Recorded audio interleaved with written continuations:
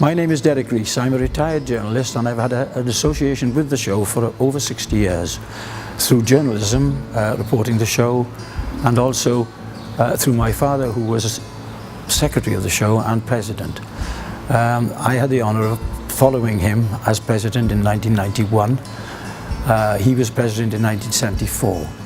The show was founded in 1784 by a gentleman called William Knox, who'd retired as colonial Secretary of State for the colony of America.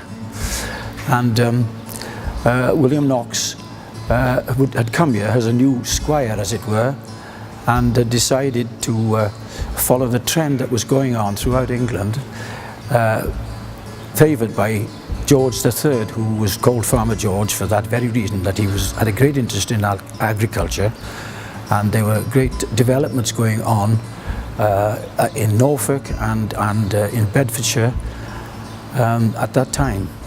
We had another link with royalty, of course, in 1984 when we celebrated our bicentenary here, and Princess Anne flew in to see the show, expressing amazement at the scale of it. I think she was rather expecting to see something small and rural, but when she saw the size of the show and the cars and all parked, she was quite impressed.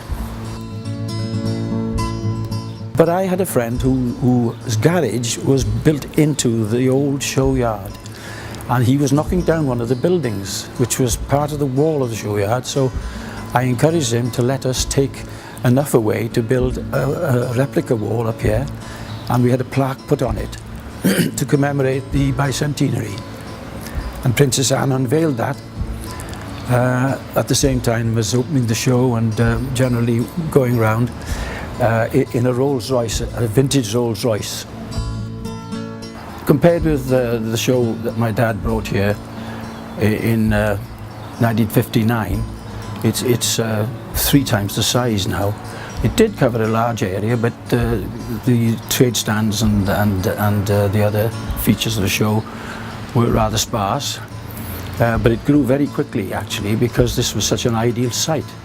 We had all the space, we had hard standings, we had runways and perimeter tracks, and we had buildings, and it was a godsend, really. And it's grown since then. And the amazing thing about the show, people notice it suddenly arriving over a period of a week, say it'll start building, and like Brigadoon, it disappears at the end of the week. It just disappears and you've got an airfield again. The society gives back a lot to the community.